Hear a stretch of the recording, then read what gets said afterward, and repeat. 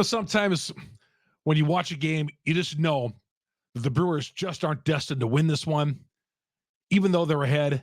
Tonight was one of them. We'll get to that coming up next here on Locked On Brewers.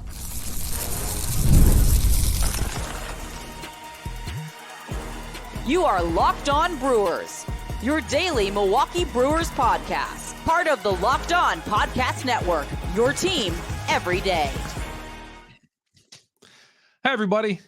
Yeah, this was one of those nights where, the Brewers had a 2-0 lead and were letting chances slip away. They threw 3 double play balls, got out of some rallies, but you just let the Marlins hang around in this one, gave them just enough life. And, the bullpen was great.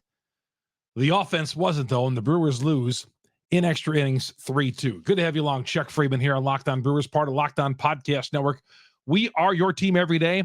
Great to have you. Google, Spotify, Apple, on all the major downloads. And, of course, you get me on YouTube.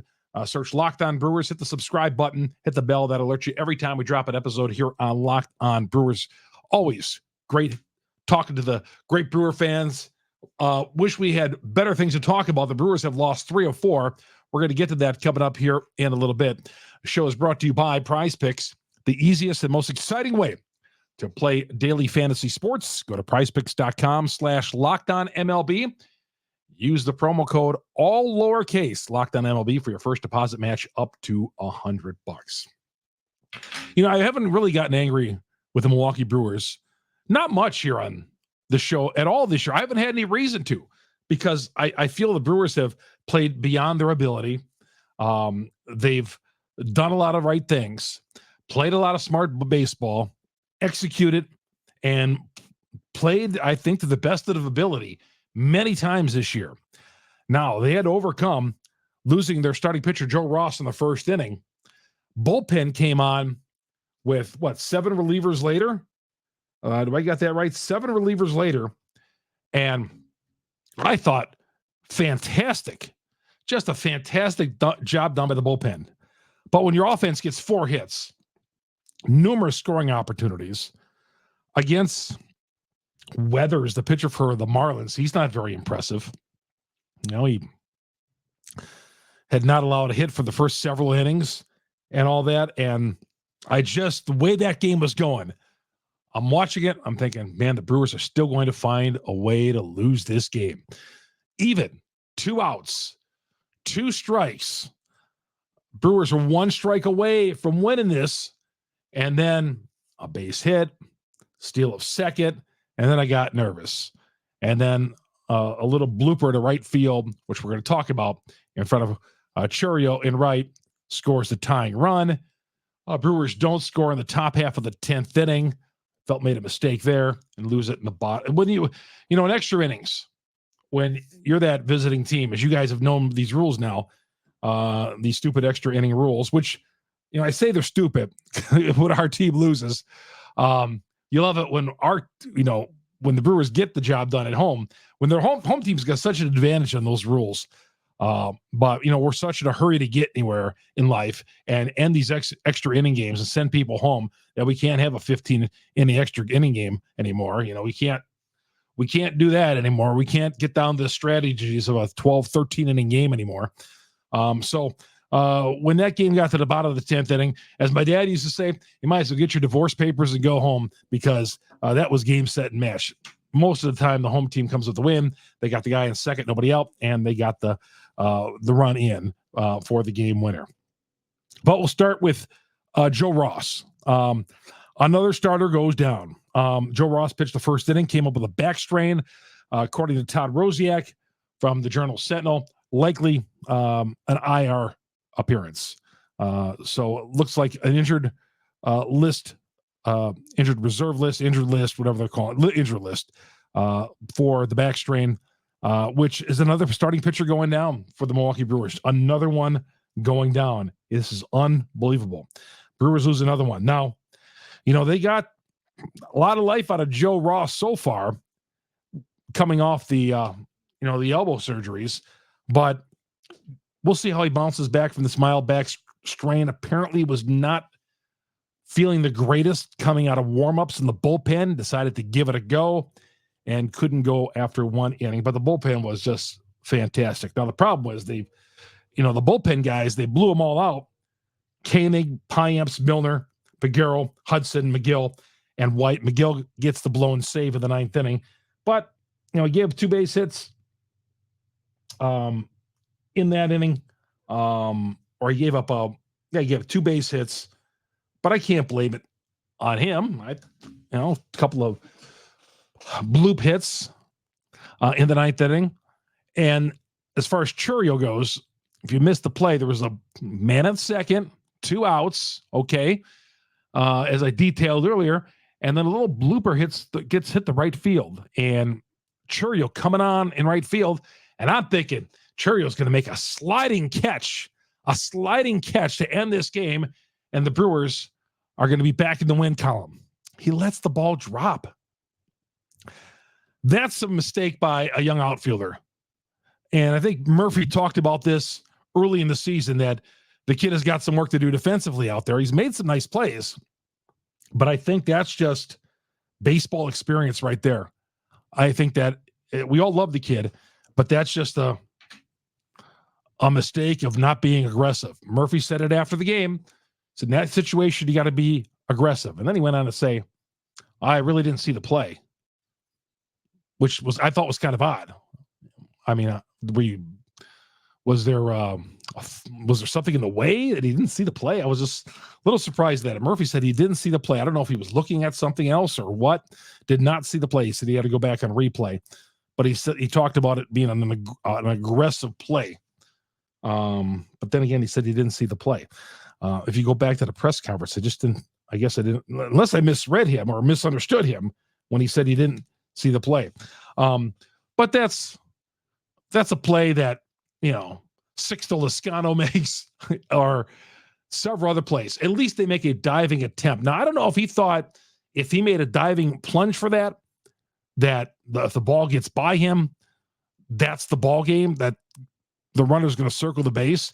Now, the runner only got a single on that, which I was a little baffled at. I mean, looked like that ball hung in the air forever. And the guy who hit it, how is he not on second base to begin with? So he singles, and the McGill gets the final out, and then that's it right there.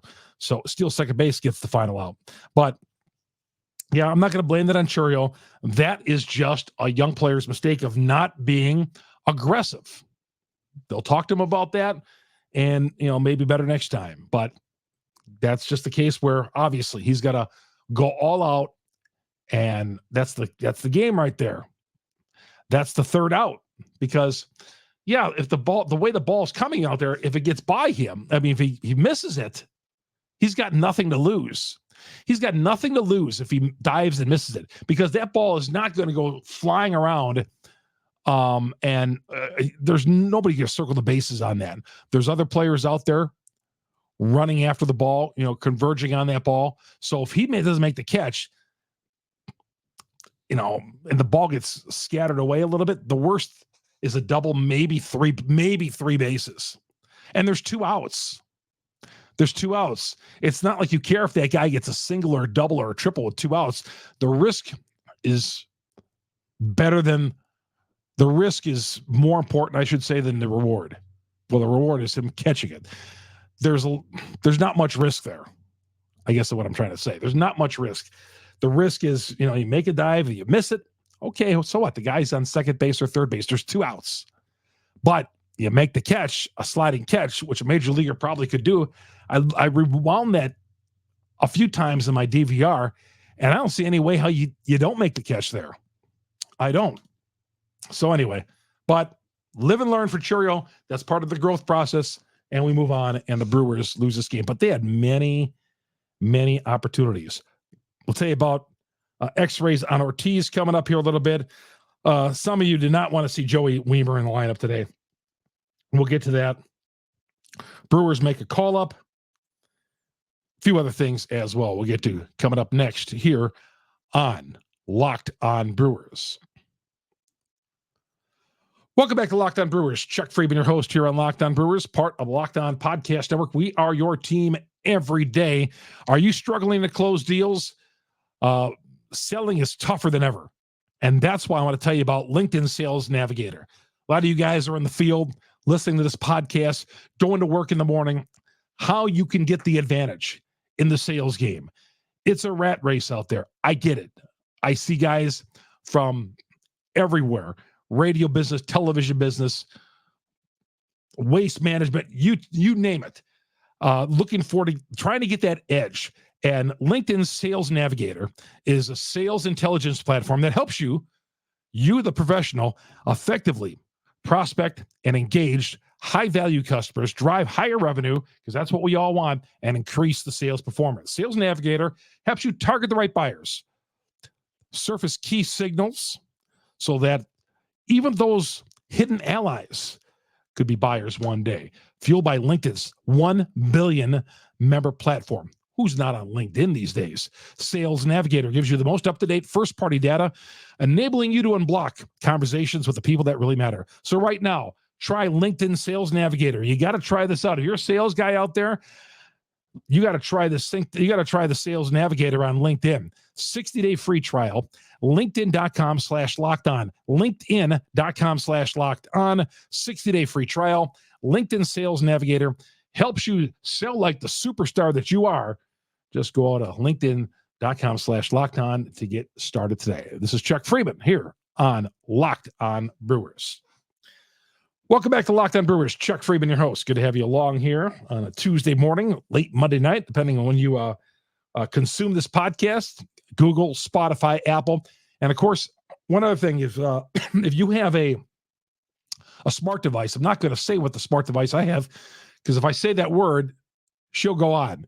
But if you go to the smart device and say Locked On Brewers, it'll pull up the latest episode. How about that in the morning? Just holler at, sometimes the device doesn't listen to me, but maybe you guys will have better luck with it. Say, hey, so-and-so, Locked On Brewers. And they'll pull it up, and there you go. Have it. Or you say Locked On Brewers everywhere, and it goes onto all your devices in the house. Anyway, that's a great way to get us, of course, on YouTube.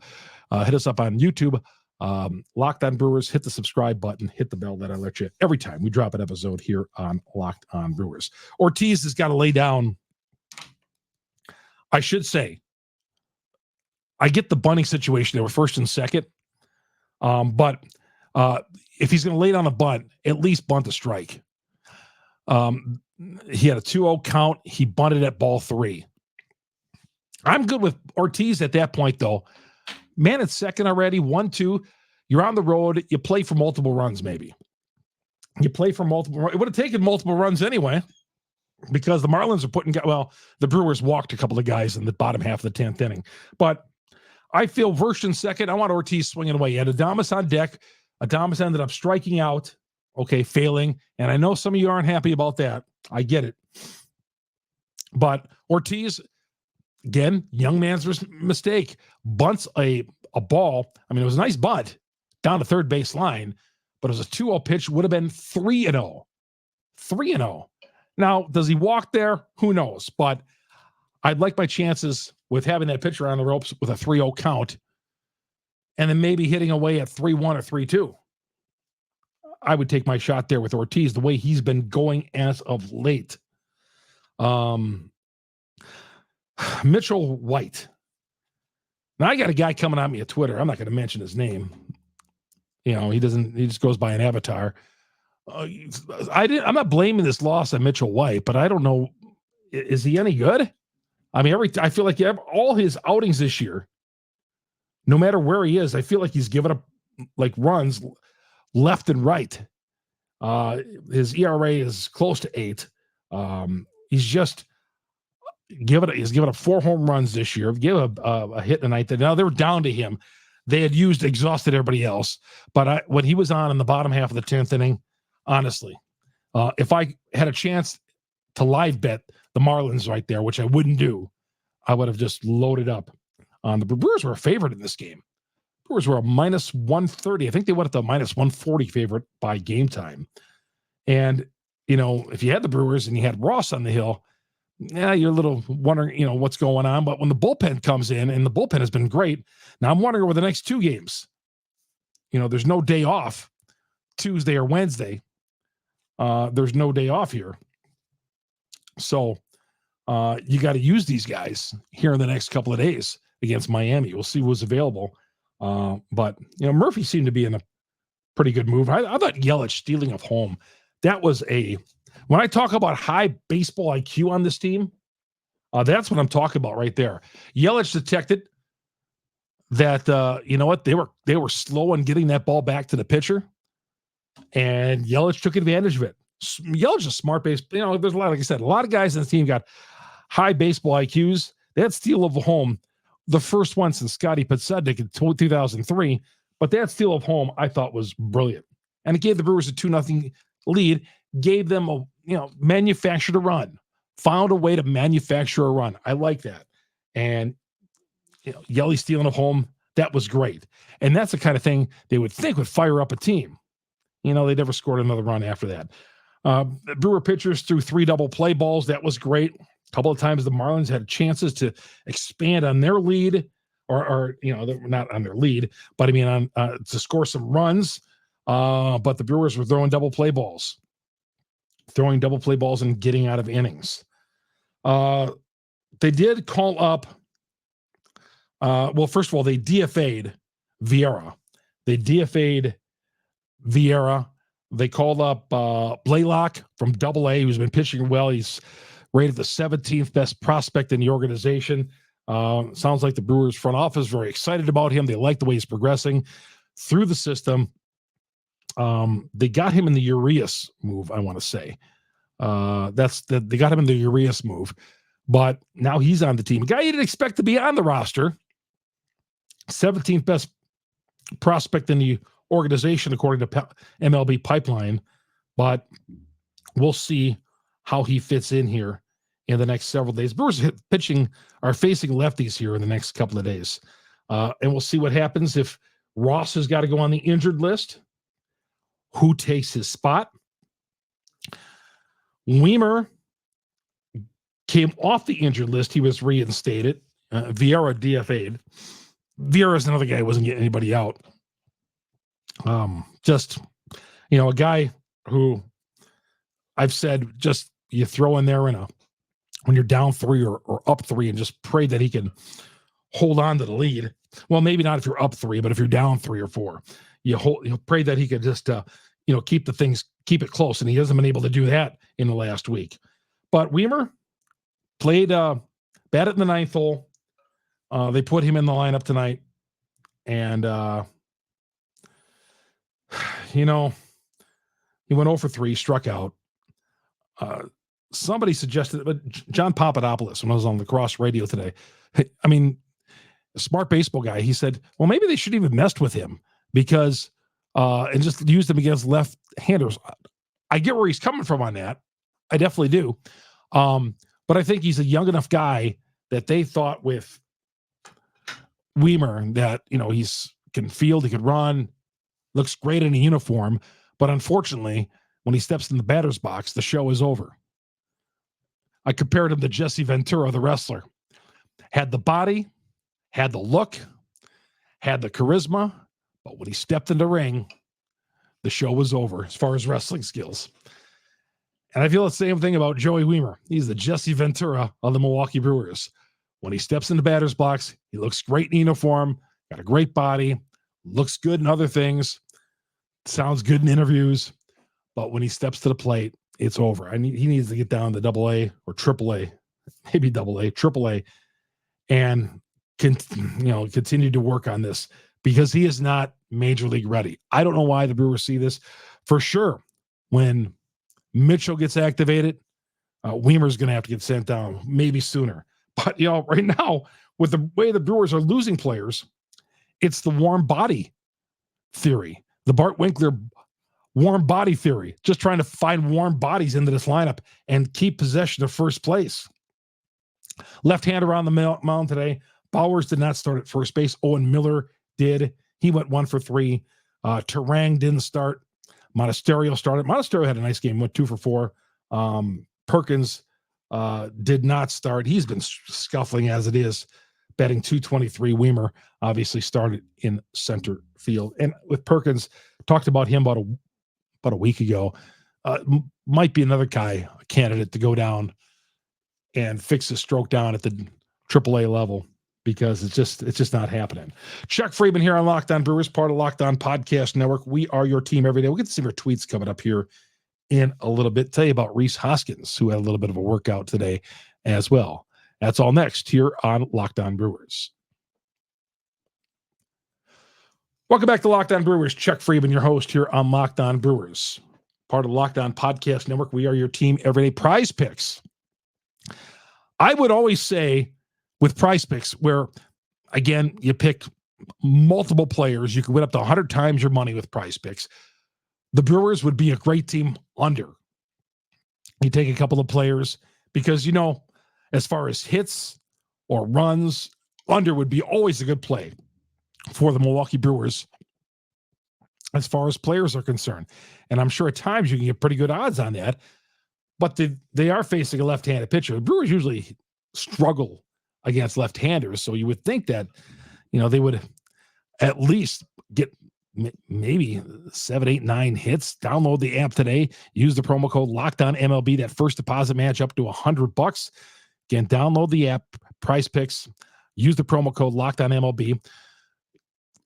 Let's say you look at the lineup tomorrow and you see, let's say you see Perkins back in, and you don't like his splits, or you look at if Turang is in there against the lefty, maybe you don't like his splits. I got a feeling Turang might be back in the lineup. I don't see them sitting him another day against a left-hander.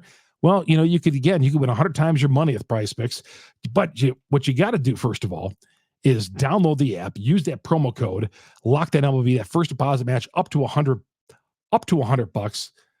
Again, this is the way to go. NBA, NHL, you name it, they have it right here on PrizePicks. And this is Chuck Freeman, Locked On Brewers. We're coming right back after this.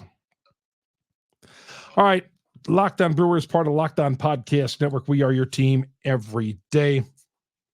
Rhys Hoskins did some running today in Miami.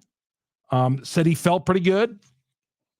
According to the Journal Sentinel and Adam McCalvy from Brewers.com, I read it in Adam's piece, so I can correct that. Give correct identification there at Brewers.com. I read in Adam McCalvy's piece that he talked to Rhys Hoskins. He was one of them, at least, to talk to Hoskins, and said that Hoskins felt good running today. Going to be doing some hitting maybe later on this weekend at Fenway Park when the Brewers are there, getting him back up to speed with that hamstring and get him ready back at first base. They've been holding serve over there. Owen Miller's going to be seeing some at-bats, obviously, against left-handed pitching. Jake Bauers against the righties. They're going to have to hold that until they get the big bat of Hoskins back and hold things in tight. John Papadopoulos, again, when I was on Lacrosse Radio, he asked me, he said, do you think the Brewers are going to hold in there? And he thought that it could fade. I could see a situation where I frankly, I was a little surprised coming out of the gates that the Brewers were able to sustain what they established early in the season, but they have come bouncing back after every tough loss, every tough stretch of losing. Now, 3 times this year, they have lost 3 in a row. Tomorrow would match, if they lose again in Miami, it'd be the 4th time this year that they would have lost 3 in a row. So, he said, well, I just don't see this team really keeping this thing going. And I can see where people would feel that way. They're waiting. In other words, they're waiting for the proverbial bottom to drop out. I could see that. But, man, they've come this far. But another injury to Joe Ross. How many injuries can this team take? How many Rhys Hoskins, another player who, again, we just talked about him on the injured list. How many more gut punches can this team take? But they've been so resilient. I don't know. You would think over a matter of time in 162 games that everything would be able to add up and mount up on these guys, and they would start sinking. They haven't done it yet. They have lost 3 of 4 so far on this road trip. Got to bounce back and take these next 2 games. I think it's a must that you play. You got to win 2 or 3 in Miami. Now, the Marlins, ironically, the Brewers on this road trip have run into 2 teams that weren't playing very well until just before they played the Brewers. Houston was riding high. I believe they had a 5-game winning streak in the last Friday night, and the Marlins had just taken a series with the Mets. So they're playing teams right now that are playing some pretty good baseball. Off the slow starts, but lately have been playing some pretty good baseball. But still, the Brewers should have won this game. Should have won this game on Monday night. They lose it 3-2, and that's just a major disappointment to me. Most disappointing loss of the year. I said in a tweet, had they showed an ounce of life, all right, any will to win this game offensively, they win. Yeah, the ground rule double that got stuck in the fence. As Murphy said at the end of the game, that's baseball. I don't look at it being a bad break. I don't like to think that way because you make your own breaks in baseball. Overcome those things. Overcome the officiating. Overcome breaks, bad breaks, or whatever. Because we're going to get some breaks that go their way. And we're going to say, well, we caught a lucky break today that we won the game. So that's just my 2 cents on breaks. I don't believe in lucky breaks or bad breaks against a team. That's going to do it. Chuck Freeman. Again, Google, Spotify, Apple. We're on all the major downloads. Hit me up on Twitter, Chuck Freeman, FREIMUND. Locked On Brewers on YouTube. Go to Locked On Brewers on YouTube. Hit the subscribe button. Hit the bell. We're always all free. If you're watching me right now, you know it's free. Tell your friends for the number one source for Brewer information after every game. It's Locked On Brewers. My name is Chuck Freeman. Good night, everybody.